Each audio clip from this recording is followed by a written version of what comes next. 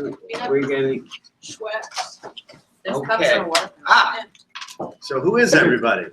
these are, well, introduce yourself, will you? He's from the English department, so anybody wants to be a screenwriter. Is he gonna complain about my grammar? I have a lot of Introduce yourself. And Hello, I'm Lisanne. I'm joining Norman in the fall. I'm graduating from SUNY Purchase, screenwriting, playwriting. we're gonna go away for a weekend first. Nice, yeah, that's the way to do it. Andrew. Andrew. I'm Josh. I'm in the class below this one. And it's Josh from Dallas and in the process of You didn't say I was from Dallas. making a show, making a new show, a sports related show. Very good. And Rebecca. We met in the elevator. Yes. We met, yes. Hi, Valerie. I'm This is the Canadian. class You can just. What part of the great, we used to call it the Dominion of Canada, but they don't do that anymore. I'm from Montreal originally. Montreal, the best. Indeed. Great. Jim. Jim, Connor. Connor, Samantha. Steph. Jamie. Bree. David. Now, of course, I won't remember a single name because, Did we make it around the room? yes, we do. Okay. We got a couple of people here, 3 people who are connected to Upright Citizens Brigade. Oh, wow. Josh and Stephanie and this guy, Connor. Great. Jamie is too. Who? Jamie. Oh, sorry. It's okay. 4. You always forget. Oh, Lordy. So we got, Oh, God. we got comedy people, we got dramedy people, we got sci-fi people. Right. Jonathan has We have to look at ourselves, I can minimize it so you don't have to see yourself. because I'll be spending the whole time going, okay, but it's still broadcasting. No. Yeah. no, I do that. Just look at Oh, this that's at this better. clip face now. That is very good. All right. Well, look, these are all people who are pawing the earth. They want to be you. They want to be Barry. And as you know, Tom's partner is Barry Levinson. How does he do so much shit? I don't know. He said, I don't know. I looked at his record, we graduated from high school together. I know it very well. And it's unbelievable how prolific, and he's really wonderful. Well, not only that, but what Barry does is he really approaches each project for the project itself. Not most, but a lot of directors have like the George Cukor style or the Frank Capra style. But Barry really looks at the storytelling and figures out visually the best way to do it. And I mean, when we were starting Homicide, which was the first show he and I worked on together, he said, I want to do a cop show with no gun battles and no car chases. And I said, that's impossible. Okay, I'm in, right? Because it was so absurd what he wanted to do. But how he compensated for it was really, I just thought was stunning, which was he did jump cuts at a time in television where no one had ever done jump cuts. He also did, we never did a master. We never did a perfect master. We would start, it was all handheld, the entire series handheld, and he would shoot it this way. And then the next time he'd shoot it this way. Then the next time he'd shoot it, and he'd go over here and everything. And he would cut it all together. I'm talking about the pilot. And it was breathtaking to see this thing because you didn't feel a lack of energy. You didn't feel like, oh, I wish they did a gun battle now. You know what I mean? You just felt like, whoa, there's an edginess and a sort of nervousness to the whole piece. So having spent so much time with him, I'm surprised that you haven't directed more. Well, I'm not that stupid. No, I think to be a good director, you have to first of all have really strong legs because you have to be on the set the whole time, and you also have to know have a certain grasp of the technical side of it, and I am the least technical human being on the planet Earth. I mean, I don't have a computer. I have a cell phone And an iPad. and an iPad. My office forced me to get it because I was in Europe so much shooting, but I'm still not very good at either of them. But I mean, the point is that I also like, as a writer, I know this is different than probably a lot of people in the business, but I like, maybe this comes from my starting out in the theater, but I like having somebody else have a point of view about something I've written. I like the idea that somebody's going to take it and not turn it into something, but continue to evolve it with skills that I don't have. I think sometimes auteurs lose certain perspective There is no such thing. as an auteur. Yeah, that's bullshit. Well, I agree with you. I mean, I really, what's nice about this group is that they learn to begin with about collaboration, which is the coin of our realm. And I said to them, my byword is you got to learn to take a punch. And they, So true. and I think that and also the oncoming of the internet and web series, and we have people in here. This lady did 10 episodes last year. He did, I don't know how many. I mean, there are Same people here who have done so much work in every respect. In every the Jerry Lewis, they did everything. They edited, they shot it, they edited, they wrote it, and that's that's a whole new ballgame for us. We grew up in the George M. Cohan days. No, let's say.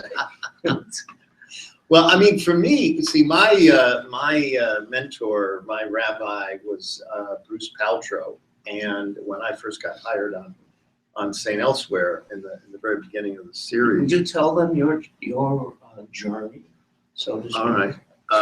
No, I mean, No, it's sort of a tale of which it's of no use to anyone, but I'll tell it as quickly as I can to spare you. I was a playwright, not a particularly good playwright nor a successful playwright, but I was having a play done up at the Williamstown Theater Festival in the Berkshires, and I wrote this play that was in the second company. So it was young actors. It was people like Michael Cerveris and anyway, and the play was in repertory all summer. So there was a lot of opportunity to see it. And Bruce Paltrow was there because he's passed away now, but he was married to Blythe Danner, and Blythe was a member of the main company. And so he was there because he'd go to see her in plays, and he'd go to play tennis and play with his children, Gwyneth and Jake. And they were literally that big. And anyway, Blythe brought Gwynny and Jake to the play, and they all loved it. And Blythe said, "You should go see Tom's play." And Bruce and I were sort of drinking buddies, and I had no interest really in television or anything other than writing plays. So he would say, "Oh yeah, Blythe wants me to come see your stupid play," and I'd go, just don't worry about it. Don't worry about it. Anyway, the whole summer goes by. He doesn't see it, and Blythe got so pissed off at him that he didn't do what she told him to do, that he called me and he said, "I'm doing this new show, St. Elsewhere, and I want you to come and write an episode." And I said, and at that point, I was absolutely broke. I had nothing. I had zero. And I said, "Well, what does it pay?" And he said, at the time, Writers Guild minimum for an hour episode was $12,500. fortune. Yeah, well, for me especially, Yeah. because the previous year, my entire income had been $3,000, entire income. And I thought I can live for 3-4 years on $12,500. I can write a lot of fucking plays. Well, I shouldn't say fucking, should I? You say anything you Oh, want. all right.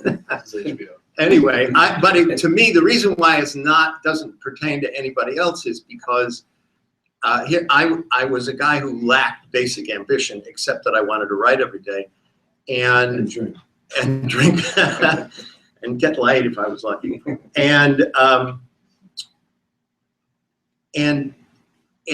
So I didn't push it. So I think if Bruce had seen the play, he would have never hired me. So it really was an example of how a lack of ambition achieved something. So that's why it's a useless story. Was that the donut play? No, Did you ever not play? the donut play. It was No, it was the Spectre Bridegroom. It was based on a short story by Washington Irving.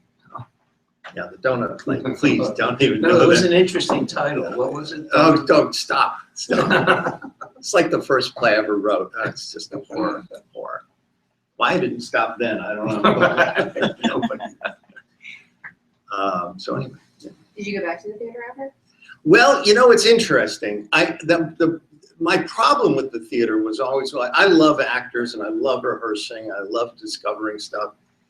I hate sitting in the audience when they're watching a play of mine. I cannot abide it. I have the worst. There's a story about Lillian Hellman, the first night of her first play on Broadway. I think it was Little Foxes. And she got to the theater, and back then at Broadway opening, everybody was in gowns and pearls and black, tuxedos. Those were the guys. Yeah. And anyway, she got there and she looked around and she absolutely got terrified. She went across the street to a bar. And the next thing she remembered was waking up in a strange man's apartment naked. And she got dressed and went out and called the producer, or the producer, she got home and the producer called her and said, "Where have you been? We have a hit." And she was like, "Oh, I just got whatever," she said. But I thought, isn't that the best way? Just not even have to live through the terror of it. So anyway, I've written 2 plays in the last few years, one of which we just did a reading at the Public, very informal, small reading at the Public, that seemed to go very well, very directed, which was great because he'd never directed for the theater before. Well, he's doing Diner. Diner, but he's not directing that. Oh, I thought Kathleen Marshall is directing. Kathleen Marshall. Yes, yeah. Anyway, so Oscar Eustace said, "Oh, I'd like to do a more advanced workshop." And I'm rewriting the play now, so I'll probably completely screw it up. Or I don't know. There was another story about the Little Foxes, who in the Broadway play was Tallulah Bankhead. Right. Right. And then the film was made with Bette Davis. Yeah. Right? And Tallulah Bankhead was so pissed off that she sent Bette Davis a telegram on the premiere that said, "A warm hand on your opening." That was great. We have people here who want to be in the theater. Oh, very good. So, in fact, I just put this guy in touch with someone. Williamstown is a great place. Great place. What a wonderful place. That's where Lewis Black does his play every year. Yeah, yeah. I don't think he's going this year. No. But he does work up there a lot, and they have a new artistic director. I say they. I'm on the board of trustees, so I should say we. But her name is Mandy Greenfield. She was at Manhattan Theater Club for a long, long time, and I just had lunch with her the other day, and she seems really terrific. But this is an idyllic place. I go and stay with my friend Jay, who's there. And but for you who love theater, it's a wonderful place to break in, and everybody goes there during the summer, and you get the best talent, and so. The only difference between when I was there and now is they don't have the second company the way it used to be. It's now they have the two big. They have the big theater and then the old Ecos theater. And And so there's not as much sort of like, let's just throw something up and see how it goes. It's much No. more like there's, It's big, well, Rick Dresser's play was done there, which I thought was.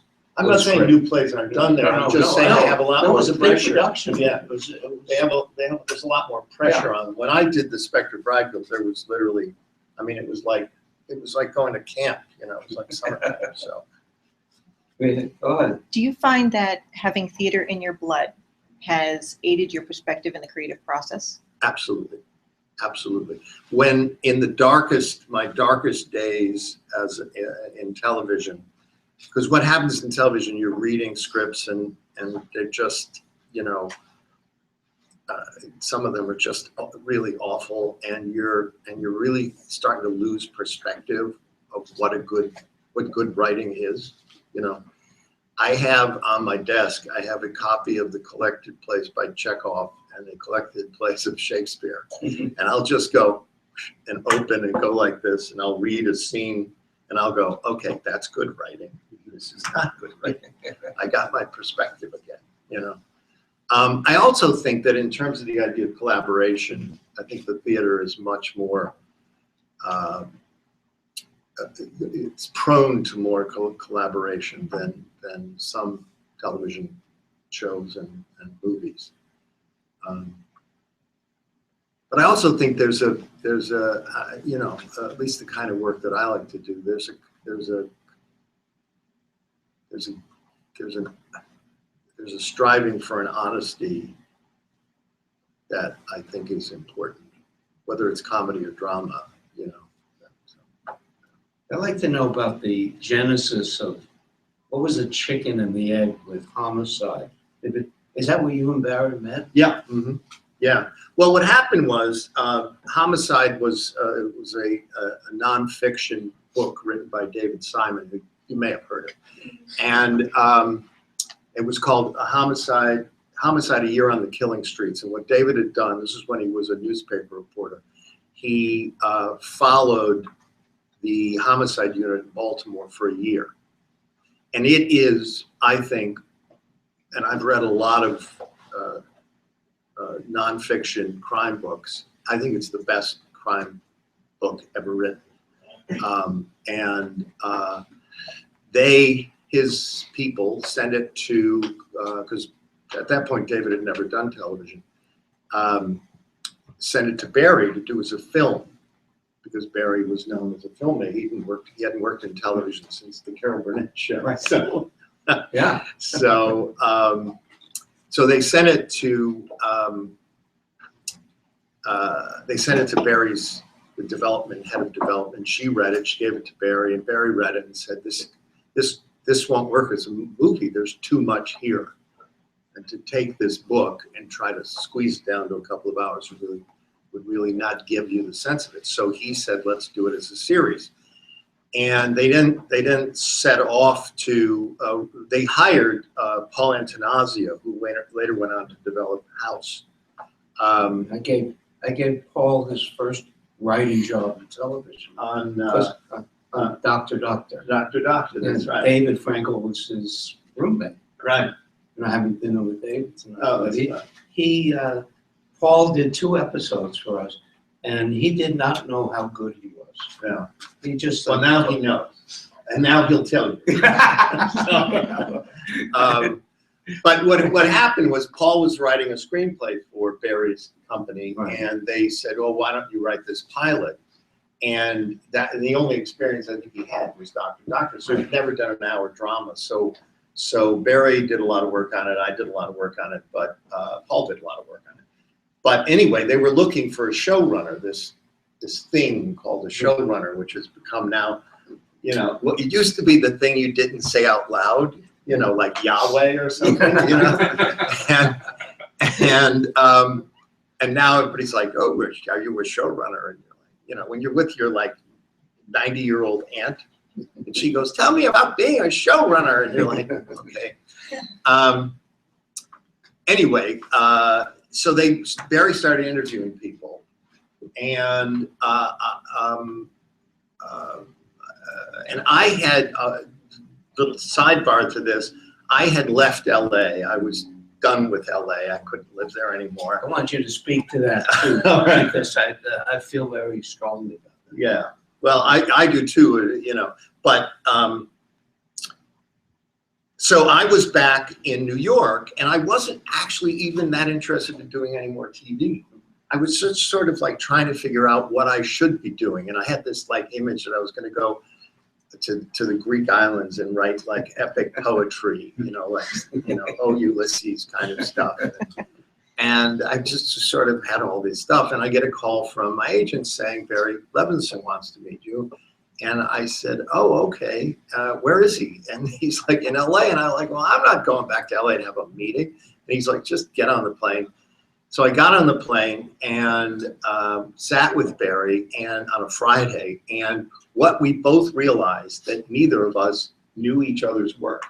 He had never seen St. Elsewhere, and I had only seen Bugsy.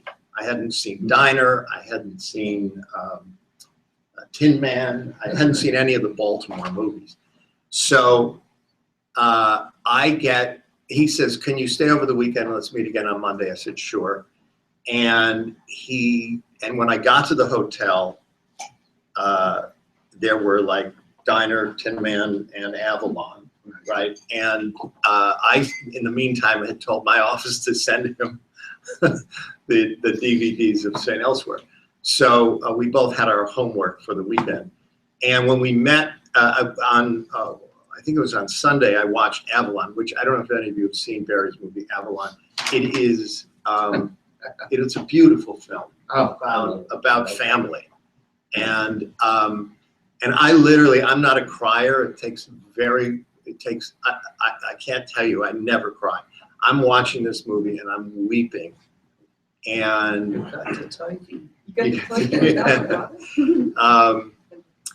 I actually called my mother and said to her, I've just seen a movie about our family. That's how sort of universal it is. Anyway, so then the Monday we met, and Barry said this thing about I want to do a cop show with no gun battles and no car chases. And he talked to me a little about the shooting style, and I talked to him a little about having worked in our drama, how I didn't want to do what we did on St. Elsewhere. Not that I didn't love what we were doing, but I just felt like I needed to sort of up my game. And so I talked about the kinds of things that I wanted to try, one of which was really not particularly revolutionary, though at the time it was revolutionary. It was really stealing from like Playhouse 90, which was I wanted to do an episode that was entirely an interrogation. So it was basically 3 actors in a room for an hour. And he was like, that sounds great. I mean, we just automatically were like, yeah, let's just break as many rules as we can. Let's just have as much fun with this as we can.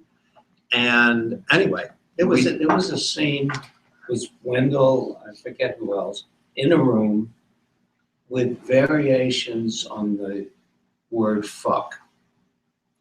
No, not in homicide. In homicide.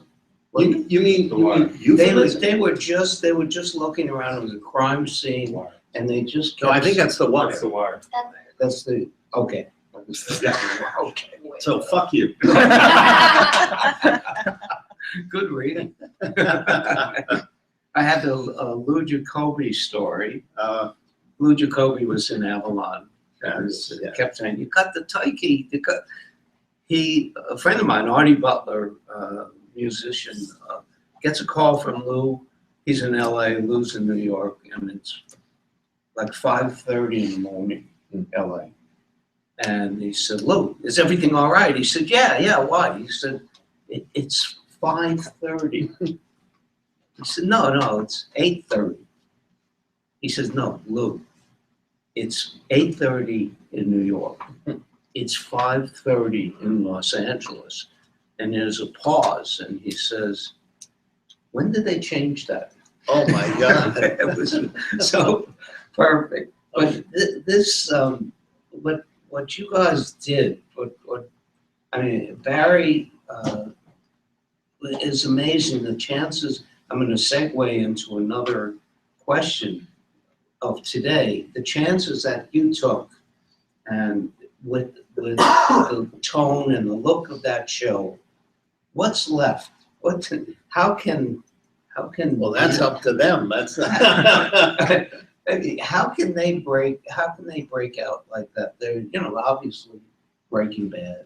Well, it's I think the danger is to try to do something new for the sake of doing it Oh no, new. I mean, I- how can I get someone's attention? Well, it's what you were saying. I think doing your own stuff, which was something that wasn't available to us, Right. is an extraordinary thing. I think the real trick, though, is not to try to get it to the big-time agent or the big-time director or the big-time network executive. I would get it to the assistant. Because I'll tell you the way it works in my office. I'm surrounded by young people who look at this stuff all the time. Clearly when they should be doing the work for me, but that's be not as it may. And what will happen is one of them will say, Tom, you really have to look at this. And I know that is something I really do need to look at it because it's touched them in a way that they think, because they know I have no patience for anything. So they know that that's something that I know that's something that's touched them that makes me want to watch it then. And so I know it sounds bizarre, but the assistant is the key to your future. Also because the assistant becomes the boss. They're in the same race that you're in, trying to get to where they want to get to. And if they can go to their boss and say, I have found the next brilliant person or the next great idea, then they look like they're heroes and the world is a beautiful place.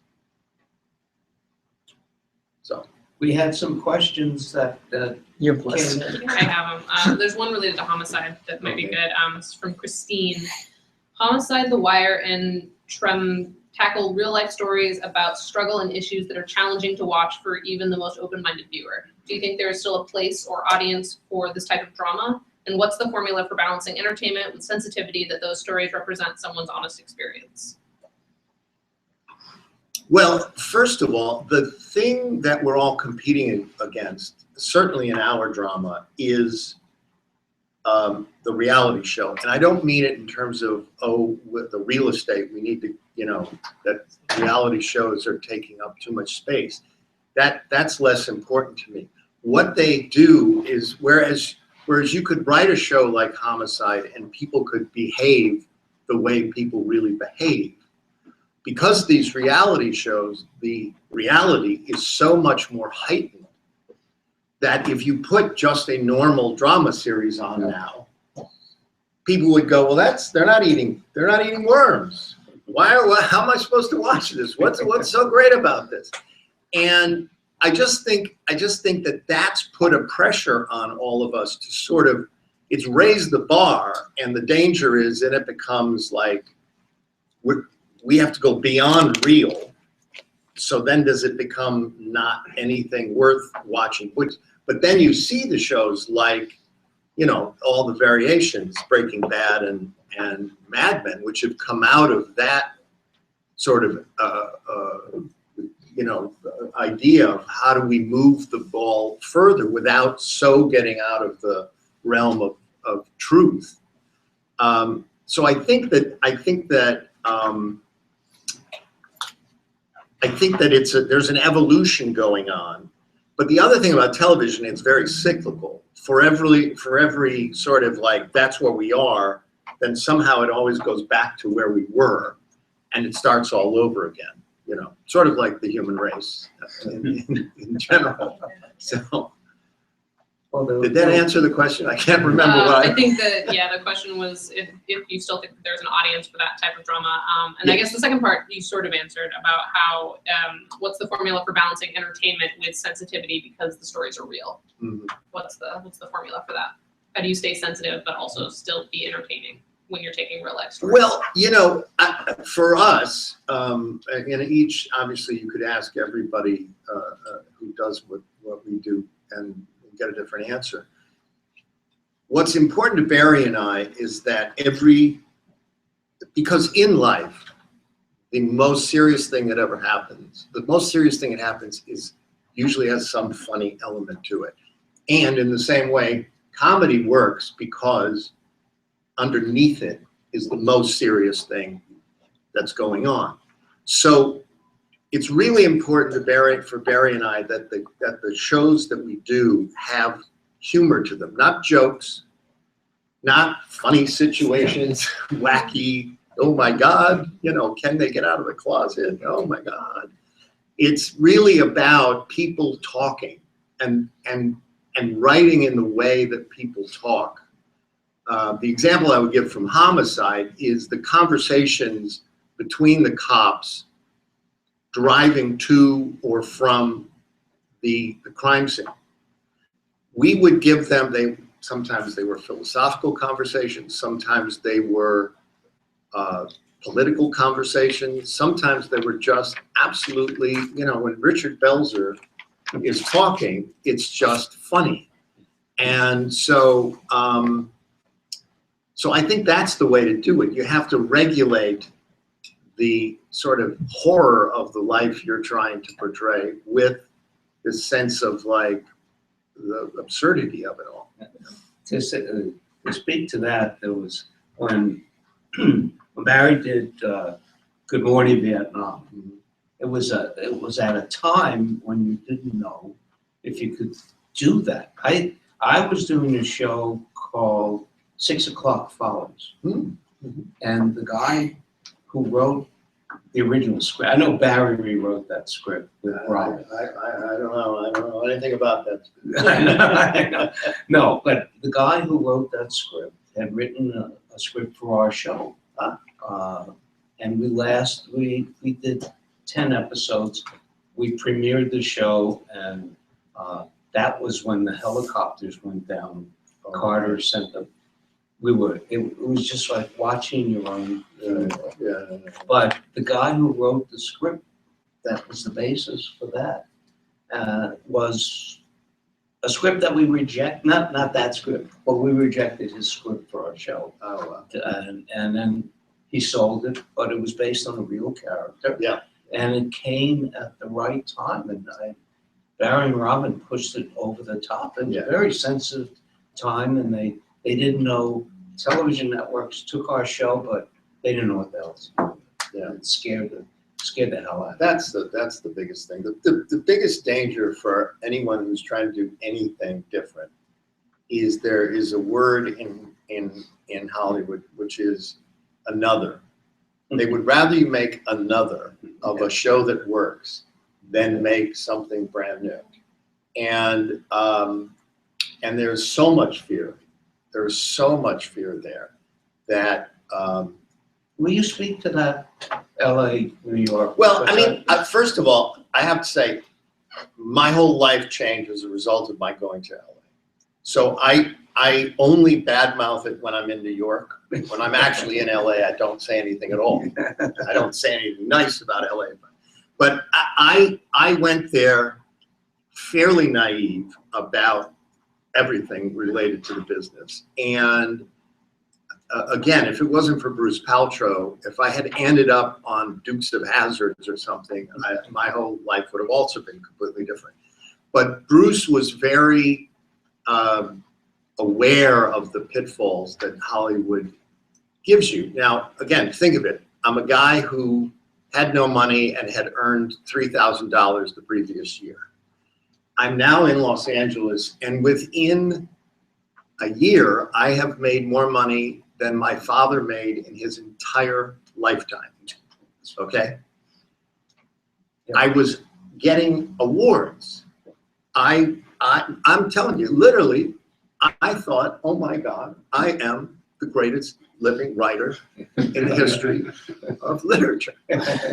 And what happens about Los Angeles, at least happened to me, was it's incredibly seductive. And And all of the, all of the insecurities that made me want to be a writer and be, you know, creative and all that stuff. All of those were sort of like put in a place where indulgence seemed all right. And so I got very like sort of, oh yes, this is it, this is it. And actually it was funny. After I won, not to tell you my resume, but after I won an Emmy, and I woke up the next morning and I thought to myself, this is great. I don't want to give it back. And yet on the other hand, it really doesn't tell me anything about me. It isn't giving me, I thought I'd wake up the next morning and go, oh yes, see? But all I did was wake up the next morning going like, really? You know, and I'll tell you why, and this is really going to sound obnoxious, but that year, there are 5 nominees in the writing category for drama, and 4 scripts that I wrote got nominated, and one for St. Elmo's Run, 1 Hill Street Blues got nominated. And so you get 4 out of 5 writing nominations. You're like literally thinking, oh boy. And when they announced the one that won, I thought it was the worst one of all 4. I honestly did. I wish I had recorded it because I would love to see my face, because my memory is I was like going, what the fuck are they talking about? You know what I mean? I was like, and I guess that helped put it in perspective, that I was like, oh, so this actually doesn't really have to do with being the best. It just has to do with some other thing. But the base of it is, and I want to ask the follow-up question, what I tell them is, I think, forget about the golden ring. What, as writers, to begin with, you will be a better writer here. We'll all end up in Hollywood at some point in our career. Would you have written, if you had stayed there, would your history look the same? Would there be a homicide in LA? Forget about that's in Baltimore. I just think That's an interesting question. My guess is no, because one of the things that happened to me is, you know, we Catholics have this thing called the dark night of the soul. Mm-hmm. And I had my dark night of the soul like in LA, and that literally changed me, because it made me say, all right, this is that moment in your life where you were either going to become that person or you're going to become that person. And you have to now step up and really make a choice, because you can't punt at this point. Yeah. You have to actually choose. And that's when I said, I got to go home. I'm going back to New York, because I felt like I was being mesmerized by all the wrong things, and I was losing that sense. I had that same exact experience, and it was Jimmy Durante handed me the Emmy for Flip Wilson, and I thought, I got to get out of here. and I did. And if I hadn't, I wouldn't have gotten Blazing Saddles. Right. But I had to get out of here. I don't belong here. Yeah. And that's not. I'm not saying you don't belong there. You may belong there, but I knew in my soul, and that's a question of home. Where do we belong? Well, I think that's important, and I think everyone has different soil that they grow in. I do think that what happens in Los Angeles is you end up living in a great house, getting in a great car, driving, listening to music and talking on the cell phone and all that stuff. You drive onto a lot. You go from bubble to bubble to bubble. And meanwhile, on the street, you're passing groups of Latinas waiting for a bus to go clean the house that you live in. You know what I'm saying? But you're not really paying any attention to them. It's all going by you. And you spend the day on the lot. They bring you food, or you go to a nice restaurant with everybody. And then you get in the car and you get back in the car and you go back to the thing, or you go to a screening, or you go to a party. And it's all sort of, it's all, I literally thought to myself, the only thing I'm going to be able to write about is a guy who gets angry because there's somebody in his parking space on the lot. That would be the height of drama that I could now find in myself, was like that real righteous indignation that somebody is in my parking space. And so, but when you're here amongst everybody and everybody's in everybody's face all the time, it's very hard to stay in a bubble. It's very hard to live in isolation. Yeah. You don't live in New York City in isolation. You live here in confrontation. But that's drama, right? I mean, that's No, what absolutely. we write about. So I second that emotion. Let's open it up.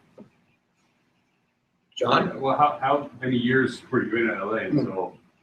I was there 6 years, so it wasn't a short stint. Yeah, and I go back and it's fine when I go back, because I know I'm going to be there for a limited amount of time, and I know the game, and I know all the players. That's the thing. I've been doing this so long that I know all the people that I need to know. So it's not like I need to then go to a cocktail party to meet new people. Whereas that's part of the life out there. You go to these parties to meet people, What would you say what would you say if you were like an organization and you had agents saying, well, call us when you're out in LA with other stuff, call me. I think what's great about don't want to uproot your family. But I think what's great about where you all are, as again opposed to us during the Georgia period, I don't know what that means, but I love it.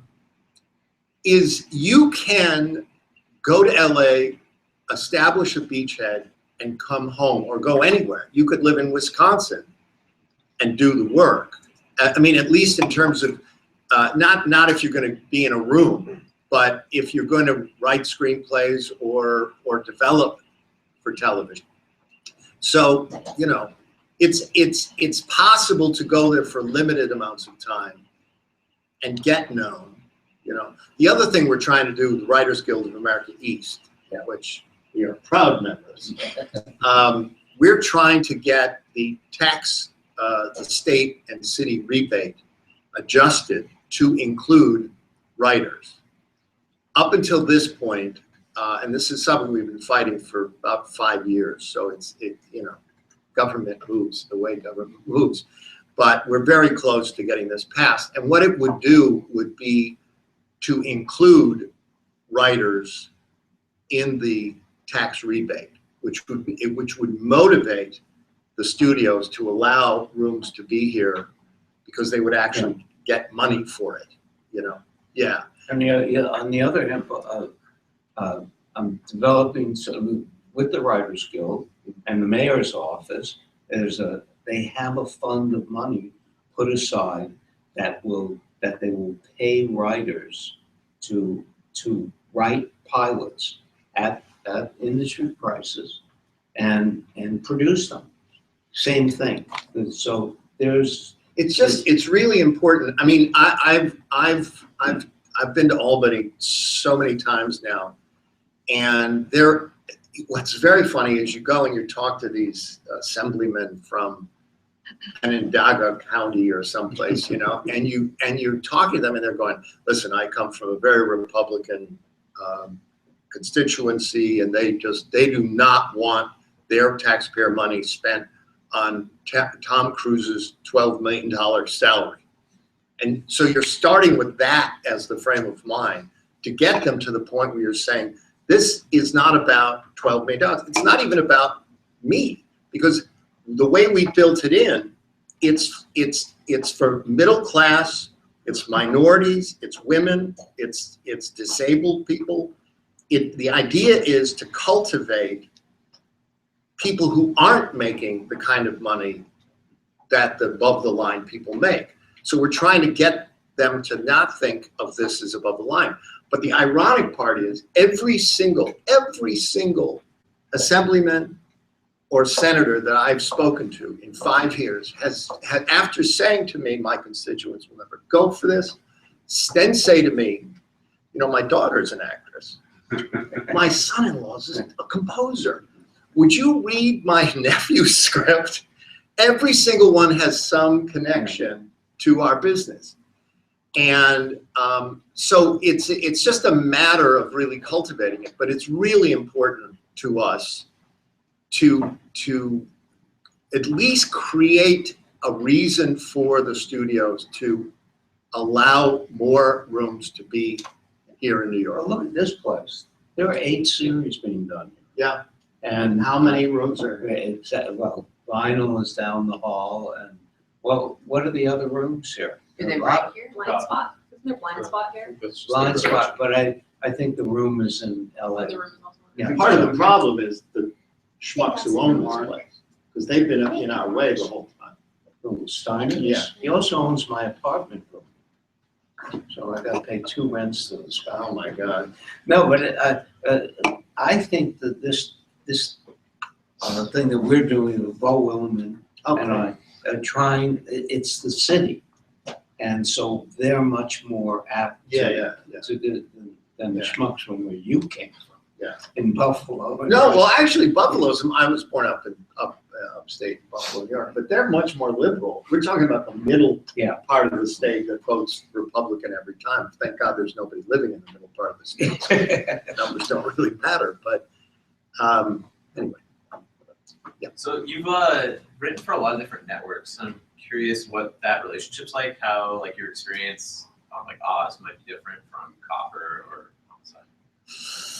Well, first and foremost, it's all about relationships. LA is all about relationships, and establishing, either having a relationship with somebody who's a network boss or developing a relationship with a network boss. When I went in to pitch Oz to Chris Albrecht, I had never met him, and they had never done a drama series before. And so, because this was before Sopranos and before the Alan Paul show. And I went in to pitch to him, and he and I instantly understood what each of us needed from the other. And so from that point on, from the day that he said start shooting to the day that I said I think we should stop, which was 6 years, he was not intrusive at all. I think in the entire 6 years total, I got 3 notes the entire time. I mean, that's how hands-off he was, which was extraordinary. Absolutely. Which absolutely was extraordinary. BBC America was at the time being run by a very dear friend of mine, Perry Simon. And Perry was in a sort of an odd position. The way that BBC America was structured at this time, it was owned by BBC. Now it's owned by AMC. Yeah. But so he was having to satisfy these Brits and develop something brand new, and they were very nervous about spending any money, whereas HBO initially was like, what do you need? What do you need? What do you need? So so there was a kind of like a nervousness to it, and you know, I just think the show could have been better. I could have done a better job if I'd had more money to do that job with, and but that's water under the bridge. In terms of my relationship with Perry, he was completely absolutely supportive. And I'll give you an example, and this is, again, an extraordinary thing, is I had a real problem with the production company, which was this, forgive me, Canadian, Toronto-based, terrible, terrible company that I think now is out of business. They had never done any scripted. They had only done Popper, yeah. They had done Canadian pickers and American pickers and shows about pickers. I don't know what that was exactly because I never saw one. But anyway, this was their first foray into drama, and they were just the worst people to deal with I have ever dealt with, and Barry has ever dealt with in our careers. They were just the worst. They lied about everything all the time.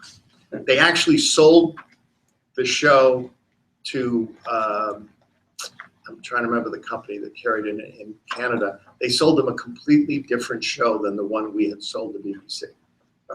I mean, that's how they basically said, no, you want that? That's what we're going to do. And then they came to me and said, well, oh no, you got to do what BBC wants, but you got to do what they want too. And it was like, anyway, Perry said, well, I was literally getting notes from the head of the company, of the studio, and they were impossible notes to do. And Perry Simon called the guy on the phone and said, look at it this way. If I want A done and you want B done and Tom wants C done, we're doing C. Now that's the kind of support you want from a network president, you know. The only thing you couldn't do was get more money out of them. So maybe that answered the question. And I think that the whole premise here, you know, there's so many, this is a program for writers, but there's so many film quote unquote, and your life has been in television, which is, I think that's it today. And I think you got to get this first, and then if you sit down and write a film and get it done, because you know when you were in a position to do so.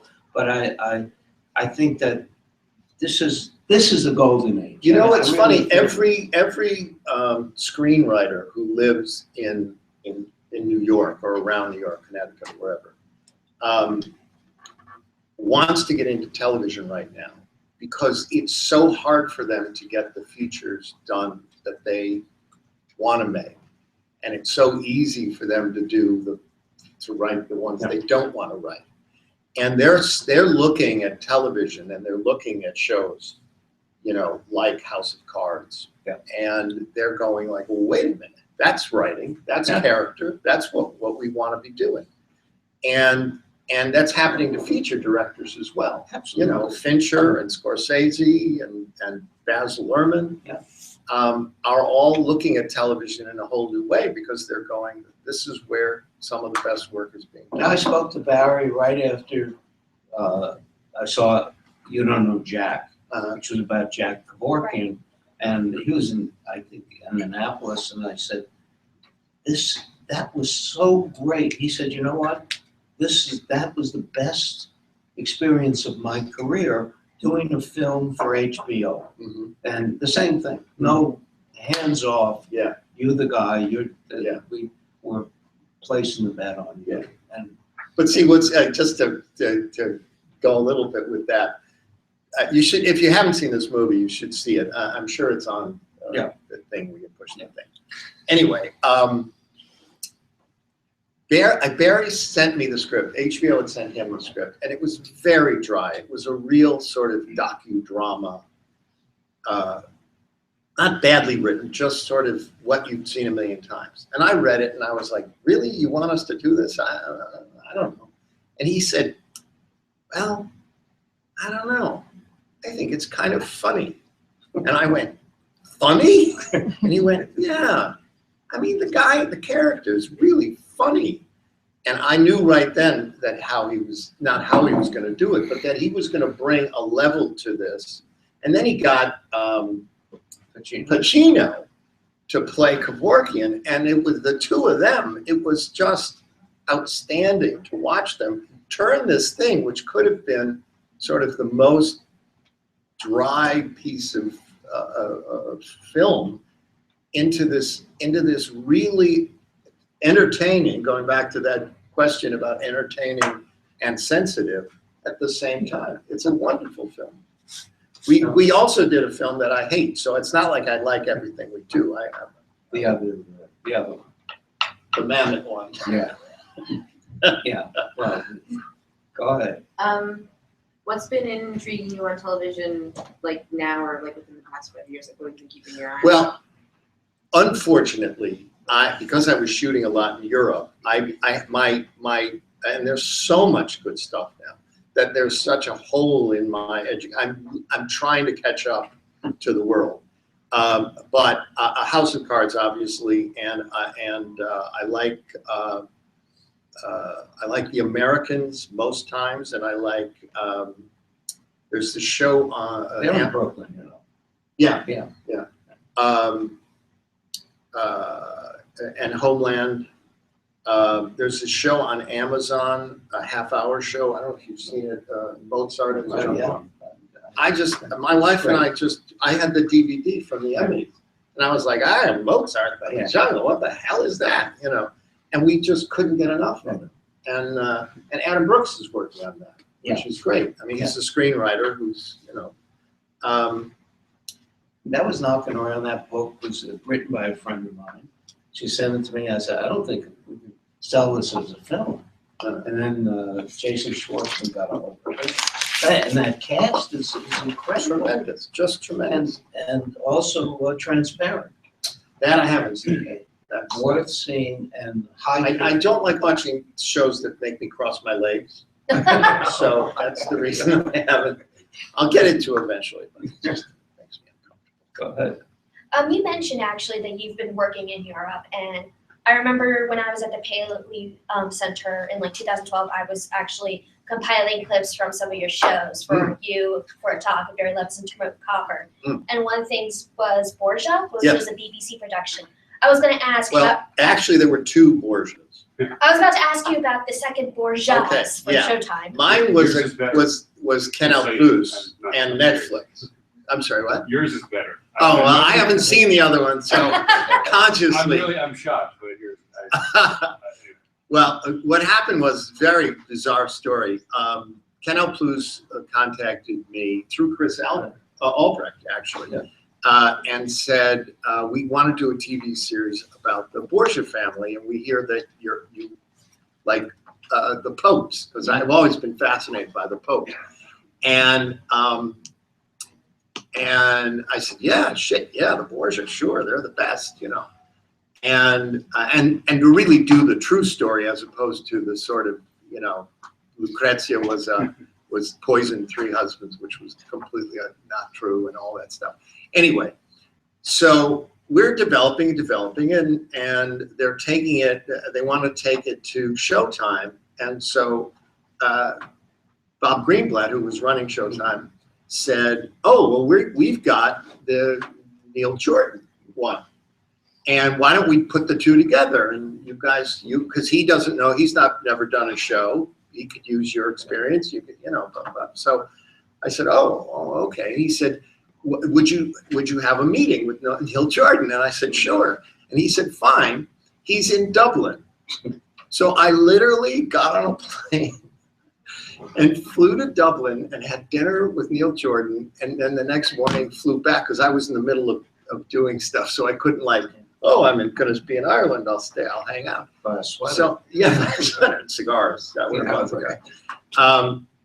Anyway, Neil and I sit in the hotel dining room, and within, I would say, 5 minutes, we understand that we want to make completely different television shows. That same characters, completely different points of view, completely different rhythms. And we had a very lovely dinner, and we said goodbye to each other. And so, but I will say, Canal Plus, working with Canal Plus was almost as good as working with HBO on Oz. They were that hands off. They were desperate to see what an American showrunner was like, because they don't have those in Europe, and they want to, because they understand the value of that. Mhm. So Just being able to pronounce it. what I loved is they pronounce Oz ooze. I like your show ooze so much, and you're like, yeah, ooze. Now it sounds. Anyway, so it was a great experience working in Europe. I was absolutely thrilled, and you wake up in Italy in some beautiful little medieval town, and somebody else is paying for the trip. Right. So you say, how great is life? You worked with Sidney Lumet. I did. I adored it. This book. What? Yeah, it's the best book about directing, I think. Quoting it in my presentation. I had written a script which he read and liked, and I written it for Joe Piscopo. And it's about a comic, and they said Sidney loves it, wants to do it. So I was in LA, flew in, and we had a 2-hour meeting, and then we finally started talking about the script. And his idea of this script was, I don't know, there was a lot of hair and blood on the walls. and I said, can we get Al Pacino to play Joe Piscopo's brother? And he said, Joe Piscopo? He's not in this. Oh my God. And I said, no, I brought him to the dance. But it was the same thing, to be with Sidney Lumet and think he wanted to direct something that you wrote. Yeah. Oh my God. He said to me, he read the script that I wrote for HBO, and I said, and they said to me, because I had director approval, and they said, would you agree to Sidney Lumet? And I went, yeah, I think so. Right? And then I also get final cuts. So then the negotiation was, who's going to get final cut? And I went, I think Sidney Lumet gets final cut. But Sidney was funny because he said to me, look, I appreciate you giving up final cut, but I want you to understand, you can go to every single screenwriter that I've ever worked with in my career, except one. And that screenwriter, all those screenwriters will tell you that there is not a frame of film in the film that they did not agree with. And I said, out of curiosity, who's the one? And it was Doctorow. Oh. Book of Daniel. Yeah. Who was evidently an insanity. But did he write the screenplay? I guess so, yeah. I guess he was so pissed off at the Ragtime screenplay that which Mike Weller wrote, which I loved. But his son is now a television writer. Is he really? Doctor. Yeah. Well, anyway, I mean, it was funny. So when Sidney Lumet says to you, there isn't going to be anything in this movie that you don't want, that gives you, you say, okay, it's Sidney Lumet. So, and he was extraordinary. I absolutely fell in love with him. I just, it couldn't have been. Yeah. And what's great about Sidney was he demanded to have rehearsal like a play. And he said, when we get to the set, all I want to do is shoot. I don't want to talk about it anymore. I don't want to theorize. Right. I don't want to do any of that. We do it in the rehearsal room, and then we just shoot it. And one of the people in the film was Glenn Close, who is a handful in her own regard. And Sidney was like, no, we're just shooting it. And he also would shoot so fast because he started in live television. So his thing was like, we're just shooting, boom, boom, boom, because he would do live television and have to be done in an hour. There was no like, can I get an extra 5 minutes, right? So we were done every day by 3 o'clock.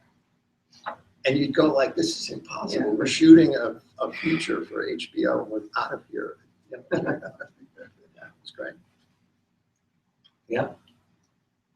I got another question. Yeah. Sorry.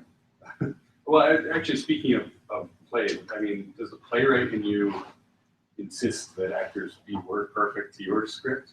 Or when you're doing TV, is that, do you, because I can imagine when you write a play, it's generally much more stringent in terms of ad-libbing Yeah. and improv. And Well, do I'll guys tell you, work with- I in guess it depends on the actor. in television, it does depend very much on the actor.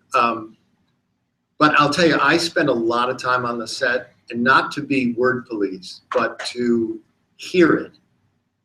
I'm not a big believer in sitting around the table on the first day and reading it, because you don't usually have the whole cast there, and you have half the actors going, and I went down to the bar and talked to him about the thing, and then you have the other half going, oh, I went down to the bar, you know.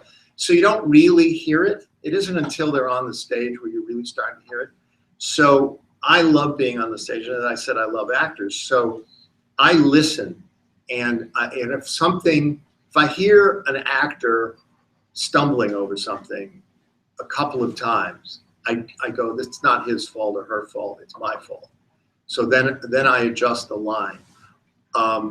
What I do, and I'm obsessive about this, is on the first day of prep, everybody has a script. All the departments and all the actors have a script. And that's not a, Jesus, we got to get something out script. This is as close to the script that I believe we should shoot as possible. And I say to all the actors, you have 2 weeks to come to me. If you got a problem, come to me. And if you do have a problem, don't wait till we're on the stage, because I will react very badly then. Because what happens is you want to give it some thought. And there's actors that will, I mean, most actors are like thrilled to get the script 2 weeks at a time. But there are some that purposely don't learn the lines, you know, till just before you shoot. And then they, you know, then they're not saying it, and they're saying it wrong, but they're blaming the script for you know, being so hard to learn, you know. Ever work with Christopher Walken? No.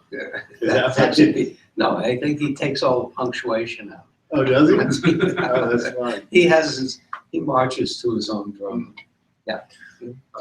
So is everything that you have been working on recently, like, just stuff that's been handed to you? Or, I mean, you said you were working on a play that you've, you know, been working on for a while, but The play? what percentage of your work is handed to you or recommended to you versus, you know, from scratch? You know, I would say at this point it's probably 50-50.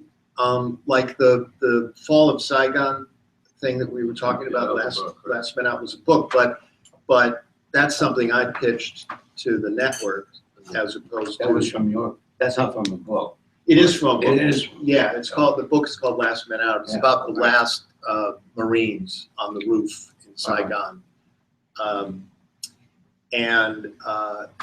Actually Tom Kelly had given me the book, but the point was, the thing I'm doing for Stars that I just started writing, they gave me the book and said, we want you to do this. You know what I mean? So Yeah. it's much easier when the network pitches to you. So it's a mix of things. Yeah, this is the position you want to be in. Yeah. They're asking you, you want to say now to, no, you know, it doesn't sing to me. Yeah. Do you take a stab at the first draft completely alone, or do you usually delegate certain tasks to, say, like your script coordinator or? No, usually it's if I'm writing it, then it's all me sort of mulling it over and spewing it out. So how long does it take to go through an entire book and, you know, get a first draft? Or Well, I read the book before I say yes, and then I pretty much put the book down and say, I mean, with the Vietnam thing, there's a lot of research here, which I went way beyond the book to do research on. But you sort of go, okay, I get a sense of the story now. With the thing I'm doing for Stars, which is set in Havana, oddly enough, Havana's so in the news right now, but we would shoot it in Cuba, which would be very cool, because I've been to Cuba twice, and it's fantastic. Anyway, that's something where I read the book and went, okay, the plot really doesn't work in the book, but the characters work. So I've invented a new plot, but I'm putting the characters in my plot. what is it about? It's supposed, I mean, the thing is, he's a homicide detective. But it's really not a book about homicide detection. An American homicide. No, it's all Cuban. All Cuban. I'm celebrating my Cuban You're heritage. celebrating a cigar, I think. So Benicio del Toro. No, we have Antonio Banderas. Also. Yeah. Also. I just watched Sicario. Oh, yeah. That's a stunning film. That's a tough movie. Did you see Beast of No Nation this year? Yeah. Like, I don't know, maybe the best film in 10 years. It's a great film. Just absolutely destroyed me. Just destroyed me. What's interesting is through your conversation that it appears that it's very critical to be very well-rounded in your craft. So you mentioned that when you were the filming was shot like quick, like television, but if you're shooting a feature film, and then your skill set in playwriting and theater, you're able to incorporate. So it feels like the more exposed you are to the craft in different genres, the better you're able to adapt and be used in the field and find work. Yes, I think that's true. One of the things that Bruce did with me was he said, I want you to come into casting. And then he added editing. And then he added sound mixing.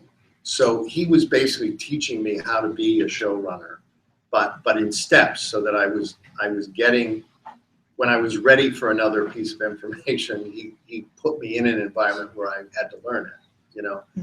And I think every 7 years I act in a play, not because I'm trying to prove what a great actor I am, because I am decidedly not a great actor, but it's to remind myself how truly difficult it is to be a good actor. And that we ask them, we writers, directors, sort of blithely ask them to give everything to us without really understanding the process that they have to go through to reach the zenith and be willing to expose themselves and risk failing. Because when push comes to shove, it's their faces on the screen, not mine. And so I just think it's really important to really get into all the areas that you can and really try to experience. You know, I've directed plays. I've not directed for television, but I've directed, so I have a sense of what that is. You know, and I started in the theater as a PA, so. Well, I think if I can conjecture that what you learned from Bruce, because Tom is known, I heard a podcast a few weeks ago, and Edie Falco was just laying herself at your feet. Jesus. And what you're seeing here is a creator who has spread the message out, because that's the way I got started, because somebody was kind enough to start me and show me, and I'm sure you've got, that's what Bruce gave you. Right, and I'll tell you, there was a moment when you know, I was really like, I have got to do something to pay this man back for giving me a life, Absolutely. And I went to him and I said, Bruce, what can I do for you? What can I do for you? Name anything. And he said, Tom, you can't do anything for me, but you can do it for the next one. And that absolutely made me go, okay, I get it. We had the same exact, same thing. Yeah. Just how can I ever repay you? Pass it on. That's it. That's it. And I hope you'll do that, because this guy, and I've told them that you promised all of them jobs. Absolutely, absolutely.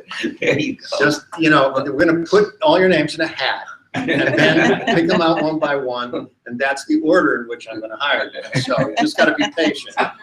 Your name will come up eventually. I have a question. So when Norman came to our class my senior year of college, one of the first things he told us was, "You're not going to do comedy because dying is easy and comedy is hard." And so, do you find that people, like, if they read a comedy script, they're a little more, have a little more trepidation? And they're like, "Oh boy, this better be good," rather than like a drama, they pick it up and read it for the first time? I can't speak to that in general. I do believe that writing comedy, half-hour comedy for television is harder than writing an hour drama. And the reason is because it can become so sort of pat in its, the great half hours are great because they go, okay, we're going to go all the way. Whereas some of these shows, that are on now, which I barely can watch, I feel like I've seen it all before. Whereas with a drama, you're allowed to sort of, I guess the difference is that an hour needs a different generator in it. It needs a sort of locomotive, whereas a half hour can be just a simple, honest story told with humor. So I don't know. I mean, I don't know what people, when they read scripts. I don't read a lot of half-hour comedy scripts because nobody sends them to me. Though I would love to read them because they're so much shorter than an hour. A lot less work.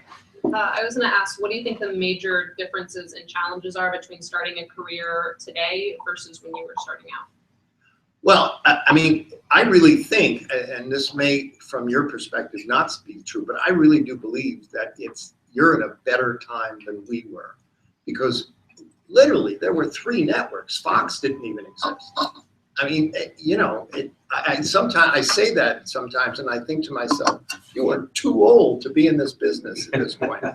But I think that you have so many ways in with podcasts and websites and all that stuff that it really is you can express yourself, you can do work that you care about and get it out there in a way that just wasn't available to us. What about challenges, do you think? What do you think is more challenging? I think the biggest challenge is, in a way, the best thing that's going on right now is the worst thing that's going on, because there are so many venues and people are struggling to figure out how they're going to be different. And so the challenge is finding the place that's going to give you the chance, because they need you, and that's just hard because there's now so much noise. You've got to actually be the loudest, not literally the loudest, but you know what I'm saying. The thing you come up with has to be so compelling that it breaks through all the other stuff that's out there. That's very tough. I mean, when there were 3 networks, there was no branding. It was, you could go to ABC, you go to CBS, and you go to NBC and pitch the same show. Now you have to go like, I don't know, they only want shows with 90-year-old mules. You're going, I don't have a show on 90-year-old mules. What was the first PA job you worked on? In the theater? And you said your first job? Yeah, it was in Buffalo there was a Lord Theater there that unfortunately no longer exists. While I was in college, I got a job there because I wanted, to be a professional theater person. And what's the difference for production staff for on set or versus the theater? I was a PA, so I was just specifically asking. The difference, like, what would a PA do difference, like theater-wise versus? PA-wise, nothing thing. different. Okay. Yeah, except you're not. I mean, back in the day, PA on a set would also run film. They still do that now. Oh, they do. But it's not film. It's just. Yeah, that's what I'm saying. It's roll like, out, yeah. I mean, literally. Yeah. Well, I was just going back to that point. Do you think that oversaturation that you're just talking about will correct itself? Like this whole idea of peak TV that what's his name said? John Landgraf. Right. Yeah. Sorry, I didn't mean to be disrespectful. But do you think have we plateaued in in your view? I don't think we have, just because it seems like every day another network that has never done scripted is saying, I want to do scripted. So I don't think we're quite there yet. But what has happened is there's been enough failure that I think that will cause the correction, you know? Yeah, we were just reading, every week we get assigned reading, and we were reading about how the cancellation rates are higher than they've ever been just because of, you know, the options that network has. Yeah. Well, and also because a lot of these networks aren't looking for huge numbers. If you look at Mad Men's numbers, the show didn't do that well. I mean, nobody really watched it. The Wire, nobody watched The Wire. But what happened is both of those shows broke through to create a sort of cultural noise that makes people go. I mean, you know, we were always, I'm trying to think of when we were doing St. Elsa, was a show on, I think it might have been Full House, but it could have been something I'd never had seen. And it announced it was doing its 10th season. Yeah. And I was like, Punky Brewster. Small wonder. yeah, maybe it was something, but it was something that you go like, does anybody ever, is anybody gonna go like, did you see last night's episode of Punky Brewster? It was fucking amazing when Punky went down to the store. You know, I mean, it's like a funny thing because it's the shows that take the risks. And this is the thing that executives want to believe and are afraid to believe, which is it's the shows that take the risks that actually do make that noise that we're talking about. And it's the ones that just, you know, I don't know how many CSIs there are, but it feels like more than God wanted us to have. You know? You know? But more than when you read something, what lights you up? They're all going to be sending stuff everywhere, Yeah. and so I would say the originality of the voice. I would say, that's why when people say to me, should I write a spec script for House of Cards? I like, no, because here's the problem. You write a spec script for a specific show, at least in terms of dramas. Again, I don't know about half hour, but if you send it to that show, it's probably a year dated, a year back from where they already are. If you send it to me, I'm going, well, I'm not doing a show like House of Cards. I have no interest in a show. I mean, I don't have any interest in why. I have an interest in watching it, but I have no interest in doing another House of Cards. So I go like, well, I can't really tell if this person can write because they're imitating House of Cards, and I don't know what their voice is. So, I mean, like, take for example, Eric Overmyer. Eric and I were friends from 1,000 years ago, and you know, both playwrights. And he called me at one point and said, when we were doing St. Elsewhere, and said, do you have any slots for me? And I said, well, I'll have to educate Bruce as to who you are. And I was reading his wonderful play, God in the Universe, whatever that one is. Anyway, it's a very complex play, 3 women. The language is so incredibly dense and fantastic. And I read this and I go, oh, if I give this to Paltrow, he's just going to throw it at me. He's just going to say, what the hell is this? So I took one speech and I flipped it off, script onto the one speech, and I gave it to Bruce. I said, Bruce, just read this speech. And he read that and he goes, oh, this guy's good, let's hire him. And I went, okay. And I left the room. And because I knew that Bruce ultimately was looking for unique voices. Right. But I also knew that he wouldn't have the patience to read that whole play.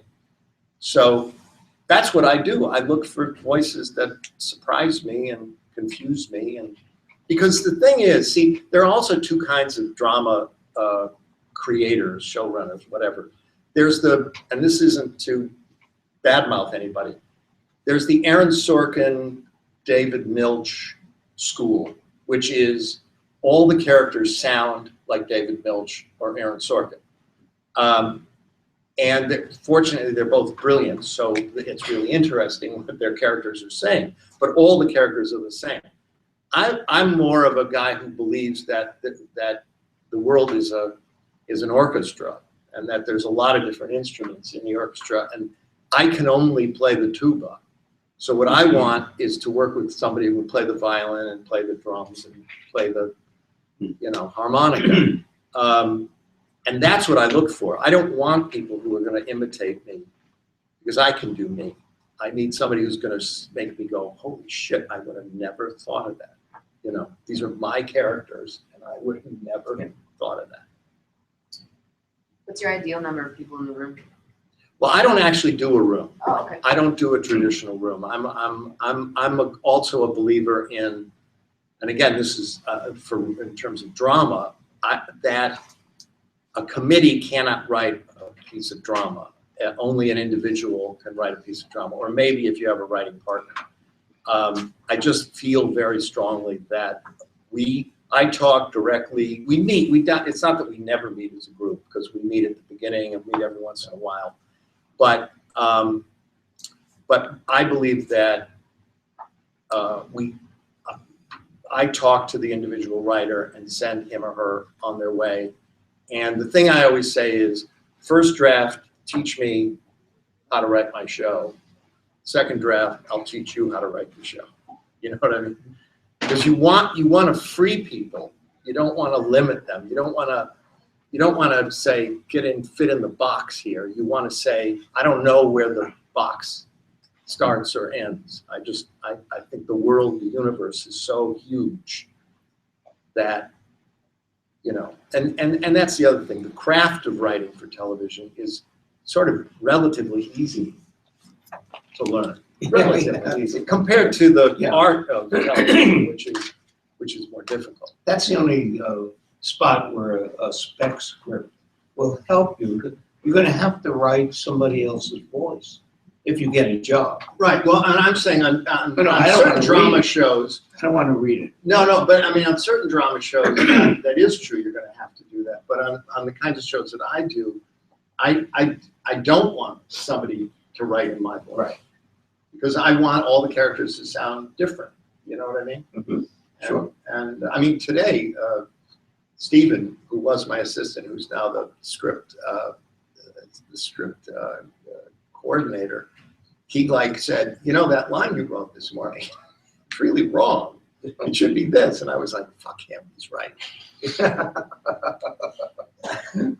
What balls on that? What's he doing now? You mean this afternoon? I don't know. All I did was see him. Yeah. Give him the job. Well, I don't want to drown you here. So well, I hope this has been all right. Very kind. I always get in the middle of these and think, shut up, Tom. No, just shut up. Remember, we had dinner one night, and in your restaurant. My restaurant. And I said, after the dinner, I said, you're the loudest fucking person I've ever had dinner with. Then the next week I was in LA, and I'm at Maple Drive, and I'm in one of those booths, and I hear this voice. And I said, you're the loudest fucking guy on two coasts. I'm Sicilian. What do you want? I know. Last night I was walking by the TV, and The Godfather was on. You have to sit down and watch. Yeah. I'm so happy you worked with Chris Albrecht because you both love Sinatra. It's the only Italian who does not like Frank Sinatra. I don't have a problem with the singing. I have a problem with the man, because I don't think he was a very fine human. You're not going to go to Frank Jr.'s funeral. I go to Frank because, well, I told you that story about what Papa did to son. That is all. Thank you. I love in British or in European football when they leave the pitch, the athlete goes like this. I just love that. I find that very special place in the building. Thank you all. Thank you.